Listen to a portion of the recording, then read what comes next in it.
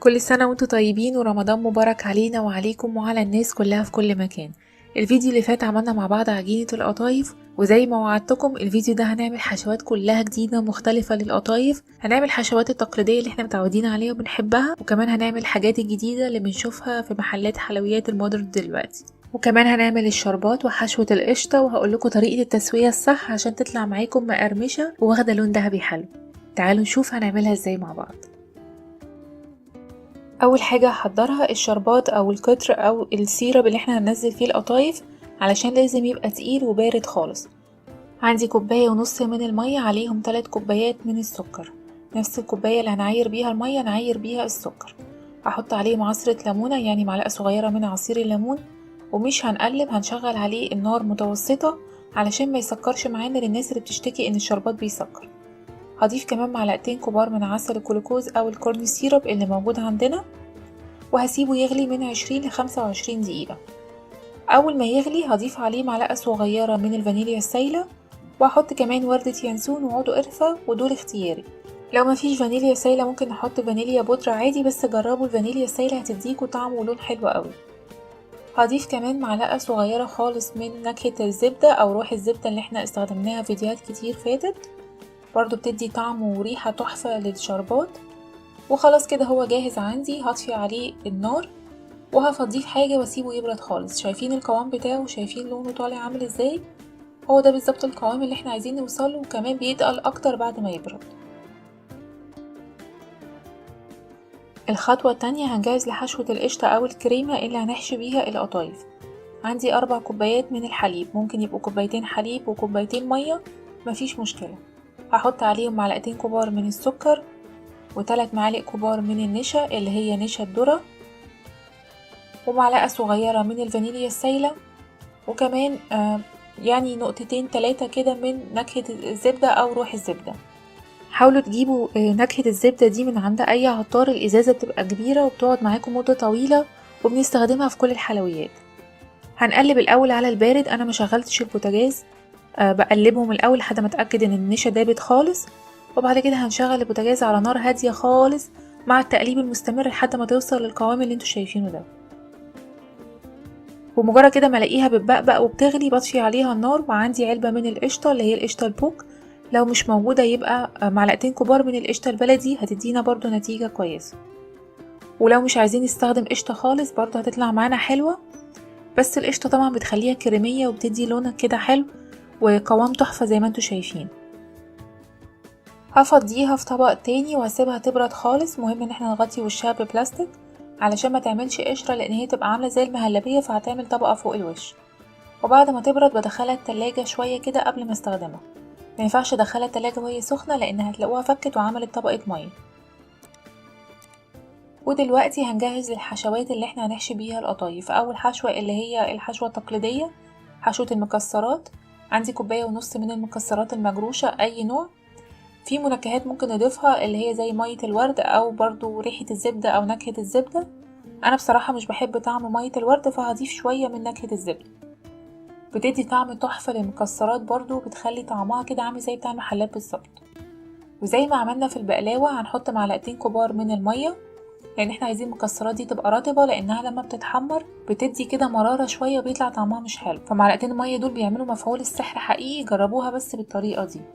هحط كمان شوية من الزبيب، وعندي معلقتين كبار من جوز الهند مبشور ناعم، ومعلقة صغيرة من القرفة.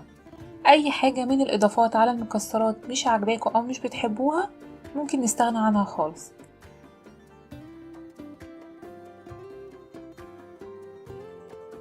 وهنا القشطة بعد ما طلعناها من التلاجة انا سبتها ساعة تقريبا، زي ما انتوا شايفين كده عاملة زي طبقة فوق الوش زي القشطة البلدي بالظبط، وقوامها حلو جدا وطعمها بجد تحفة.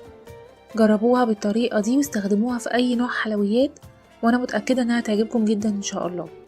هاخد منها شوية كده في طبق وهشيل الباقي في التلاجة تاني.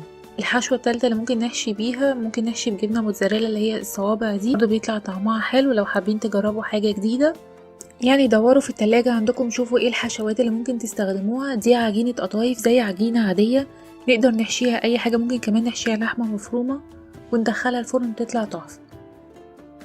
وهنا القطايف الجميلة اللي احنا عملناها مع بعض، هسيب لكم اللينك تحت الفيديو. الحمد لله بشهادة كل اللي جربها ان هي انجح عجينة قطايف، وان هي مش طالعة يعني عجينة ناشفة كده زي ما انتوا شايفين عاملة زي القماشة في ايدي. نحشيها بقى اي حاجة من الحشوات اللي احنا عملناها دي، حشوة المكسرات او الجبنة او القشطة. والطبق التاني ده فيه فستق كده مجروش برضو عليه شوية من الورد المجفف، بس ده انا هزين بيه مش هحشي بيه. يعني طلعوا الحشوات اللي انتوا حابينها وابتدوا احشوا بالشكل ده. ما تحشوهاش زيادة عن اللزوم، خلي الحشوة معقولة عشان ما تفتحش معاكم في الزيت. وهنقفل ونرجع نعيد عليها مرة واتنين تلاتة لحد ما نتأكد انها مقفولة كويس، عشان المجهود ده كله ما يضيعش ان احنا ما قفلناش كويس وتلاقوها فتحت معاكم في الزيت وتلاقوا كل الحشوات دي طلعت بره. هكرر نفس الموضوع في باقي الحشوات كلها، وهتأكد ان احنا قفلناها كويس بنفس الطريقة.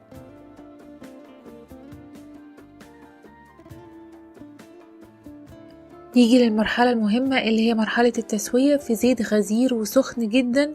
هننزل بالقطايف وما ننزلش بكمية كبيرة، لازم الزيت يكون سخن قوي علشان القطايف ما تشربش زيت. ومجرد ما انزل بالقطايف بهدي النار شوية، يعني على اعلى من المتوسط كده شوية علشان ما تاخدش لون وتتحرق بسرعة.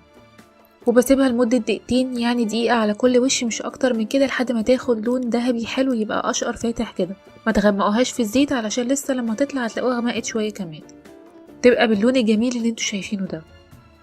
هاخدها على طول وهنزل بيها في الشربات اللي احنا عملناه. برضو ما بسيبهاش في الشربات كتير علشان ما تبقاش تقيلة، بقلبها تقلبتين تلاتة وبعدين بطلعها في مصفى تصفي الشربات الزيادة اللي موجود فيها.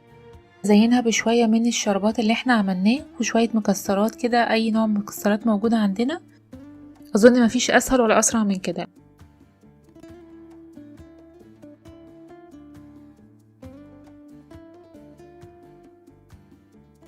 الناس بقى اللي عايزاها خفيفة شوية بجيب صينية بدهنها دهنة بسيطة من الزبدة، وبرضو برش عليها زبدة من فوق، او لو ما عنديش سبراي يعني بسيح كده شوية زبدة في الميكرويف وبدهنها بالشكل ده.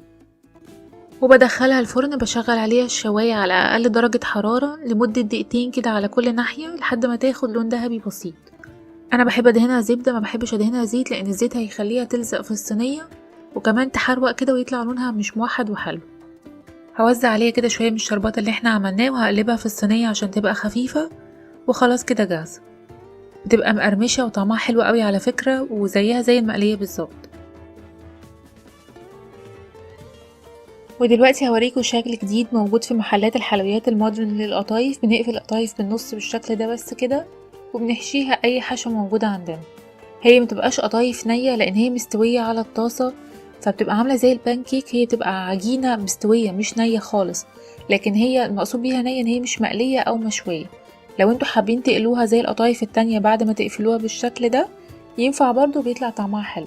الحشوات بقى اللي هنحشيها بيها بجيب شوية من القشطة اللي احنا عملناها وبخلطها مع شوية من زبدة اللوتس او نوتيلا او جبنة اللي موجودة عندي. التلاتة بيطلع طعمهم تحفة. ممكن تحشوها قشطة بس عادي، ممكن تحشوها نوتيلا او لوتس، لكن لما بتتخلط مع القشطة بيبقى طعمها اخف واحلى كتير. يبقى حوالي 3 معالق كبار من القشطة عليهم معلقة كبيرة من زبدة اللوتس او نوتيلا او الجبنة ايا كان الحشوة. بنقلبهم لحد ما يدينا شكل كريمي كده زي ما انتوا شايفين. حطهم في كيس حلواني او اي كيس عندي وابتدي احشي القطايف بالشكل ده. زينها بشوية من الشربات اللي احنا عملناه وشوية مكسرات كده، اي نوع مكسرات موجودة عندنا. مش قادرة اقول لكم الميكس بيبقى طعمه قد ايه رهيب، وطعمها خفيف وحلو قوي. جربوها بس كده وانتوا مش هتندموا.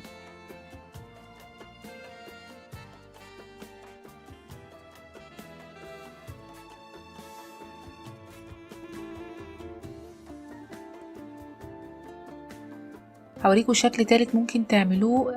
بنعمل كده القطايف على شكل قطة وبعدين بنمسكها من تحت، يعني بنقفلها تلات فتحات كده بالشكل ده.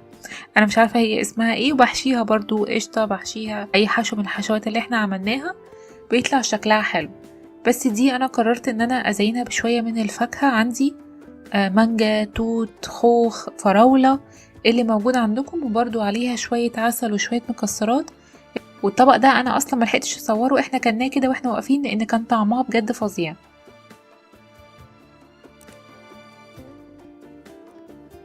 وكده انا خلصت وصفة النهاردة. حاولت ان انا اجمع لكم كل الحشوات الخاصة بالقطايف وكل الاشكال والطرق بتاعتها. ان شاء الله تجربوا واحدة منهم وتعجبكم وتنجح معاكم.